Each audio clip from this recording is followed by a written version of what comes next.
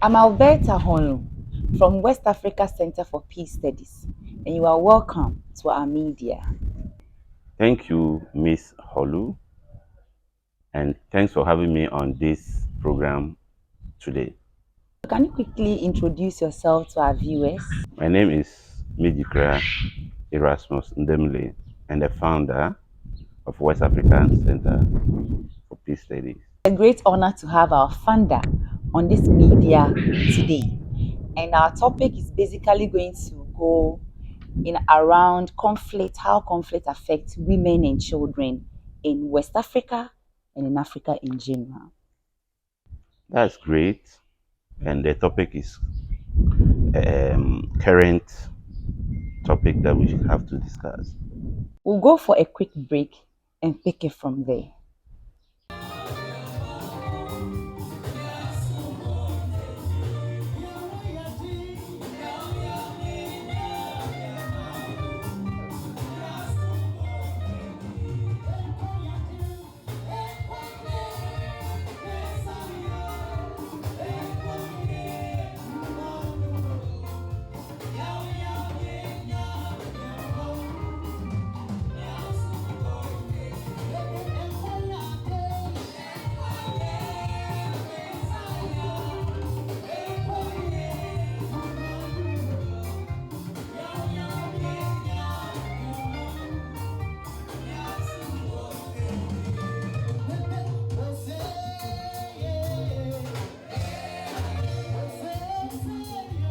Welcome back, viewers.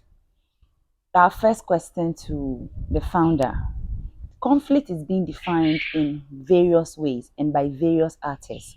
But when it comes in the world of NGO, how will you define conflict? Conflict is defined in various ways, as you said, and I want you to understand that there are so many types of conflict and what brings those conflicts around. One of the conflicts I know is civil war, interpersonal conflict.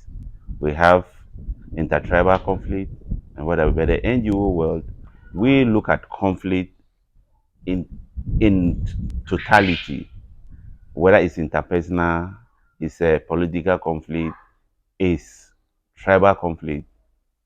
We look at it and we try as much as we can we can to bring peace and coexistence. That was an interesting definition.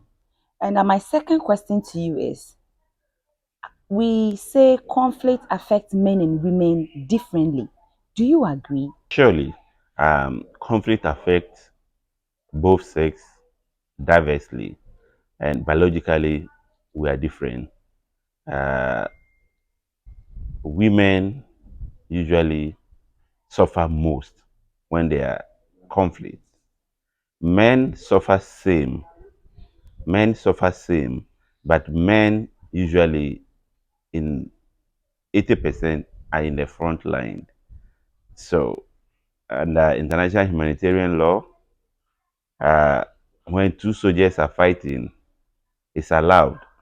So, but where civilians are involved, then we are talking about a violation. So, mostly civilians and women and children and the weak, aged. Therefore, in this sense, we should understand that it affects both sex in diverse way. From your response, it means conflict affects women differently and men also differently. So I want to ask, what do you think are the common forms of violence that women normally face when there is conflict? Now, the international community talks about conflict-related sexual violence. Women are usually raped or even face domestic violence. Usually, when their husbands go to the war front and come back, they vent all their anger on their wives.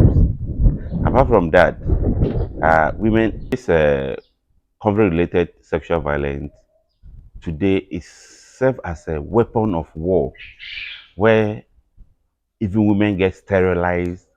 Uh, the opposed soldiers end up sleeping with the women from the other side just to humiliate them and what have you. So these are some of the diverse ways that it affects women.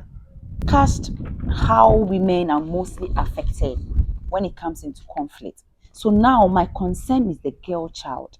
How is the girl child affected in all these crises? The girl child, remember, they are part of the civilian population, and by so doing, they get affected in so many ways. Some of them become orphans because they lost their parents.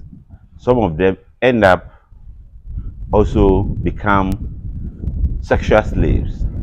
Some of them end up not having shelter, homeless. So girl child can be abducted for various purposes. Some of them can be used for uh, to fight. Some of them can be used as commanders' wives and what have you. So the girl child get affected so much when there is conflict. Our conversation is getting so interesting, but I want us to take a quick break and we'll get back.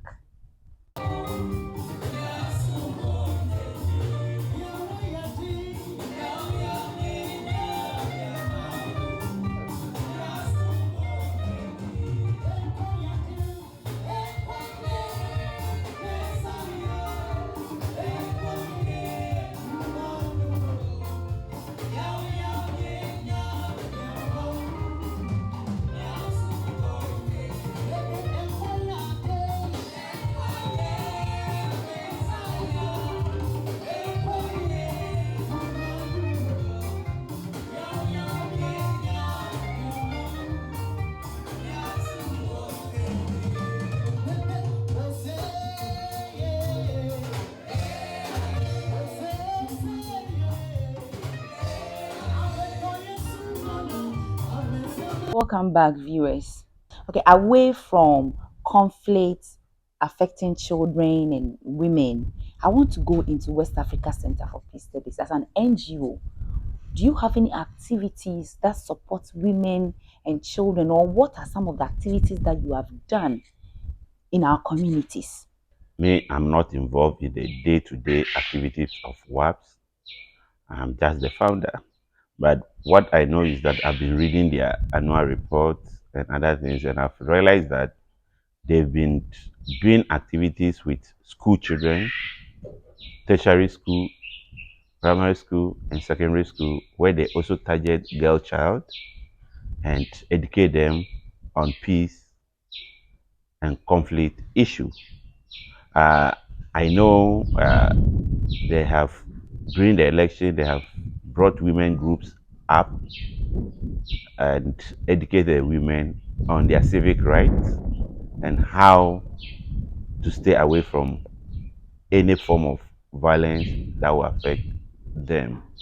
Having said that, I can also take out from even the NGO trying to occasionally, when they have surplus or they have friends of the NGO, come together and support them to support needy women and children across uh, Ghana and beyond.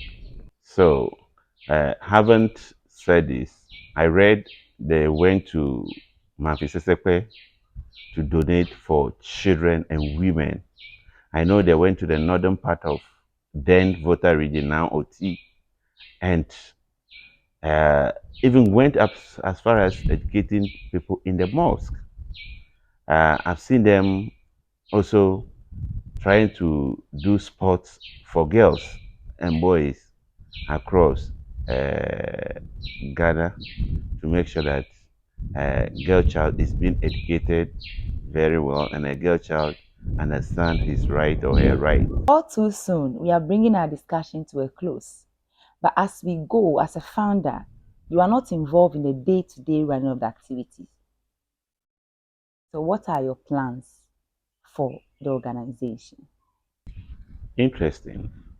Um, Yes, I'm not involved in day-to-day activities, but my prayer is that we'll get collaboration from organizations, individuals to support us to carry our agenda forward and be able to do our work through civic research and advocacy so that WAPS can work wide to make sure that uh, we have peaceful coexistence around Africa, in and around Africa, to make sure that Africans stay in peace and harmony.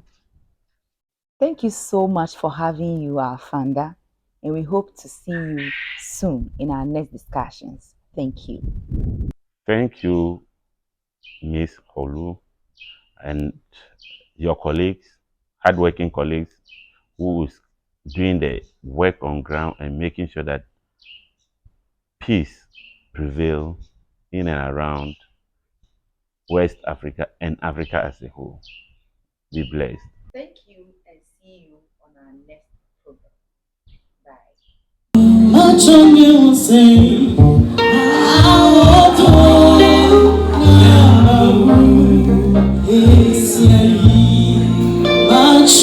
Bye.